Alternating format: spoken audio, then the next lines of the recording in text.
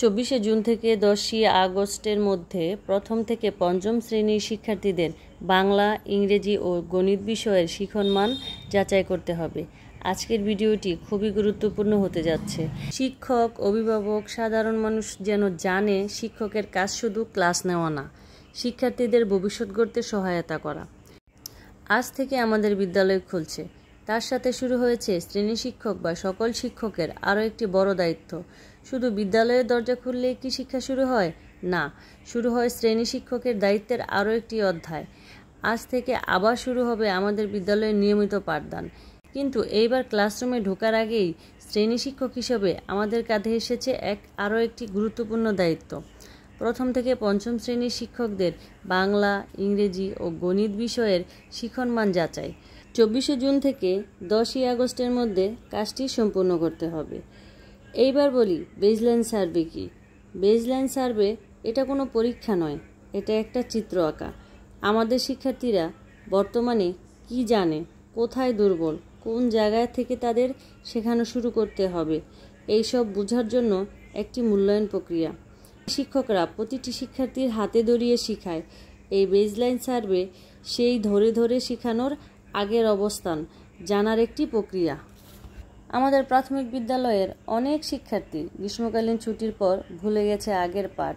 তাই এই baseline survey আমাদের জন্য শুধু এক কাগজে লেখা একটা কাজ নয়, এটা একটা শিশুর মনের দরজায় কড়া নাড়ার সুযোগ।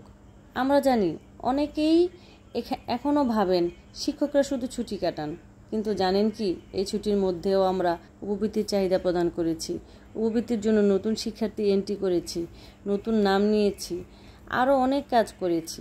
চাহিদাভিত্তিক সাব ক্লাস্টারে অংশগ্রহণ নিয়েছি, যাতে আমরা বুঝতে পারি ছুটির পর আমাদের কি করতে হবে। এখন বলি, এই বেজলাইন সার্ভে কিভাবে করব। এর জন্য আমরা ব্যবহার করব অ্যাসেসমেন্ট টুলস, যা জাতীয় পর্যায়ে নির্ধারিত হয়েছে। প্রতিটি বিষয়ের জন্য আলাদা আলাদা টুলস আছে। যেমন বাংলা বিষয়ের টুলসে রয়েছে বর্ণজ্ঞান, শব্দভাণ্ডার, ধ্বনি সচেতনতা, সাবলীলতা, বোধগম্যতা, অনুসিদ্ধান্ত। ইংরেজিতে আছে বর্ণ চেনা, শব্দ উচ্চারণ। গণিতে আছে সংখ্যা চেনা, যোগ, বিয়োগ, সমস্যা সমাধানের দক্ষতা। এই টুলসগুলো এমনভাবে তৈরি করা হয়েছে যেন আমরা শুধু খাতা কলমে নয়, খেলার ছলে পর্যবেক্ষণের মাধ্যমে শিশুর শিখনের মান কোথায় দাঁড়িয়ে আছে তা বুঝতে পারি। তাই আমি বলি, অ্যাসেসমেন্ট টুলস মানে শিশুদের উপর চাপ নয়, বরং শিক্ষক হিসেবে শিশুকে জানার দরজা খুলে দেওয়া। মূল্যায়ন তো করলাম, এবার প্রশ্ন, ফলাফল কিভাবে লিপিবদ্ধ করব। এখানে আসে কোডিং বা নম্বর প্রদানের বিষয়টি। প্রথমে বলবো বাংলা বিষয়ের শিক্ষার্থীদের শিখন অবস্থা যাচাই ও রেকর্ড সংরক্ষণের নিয়মাবলী।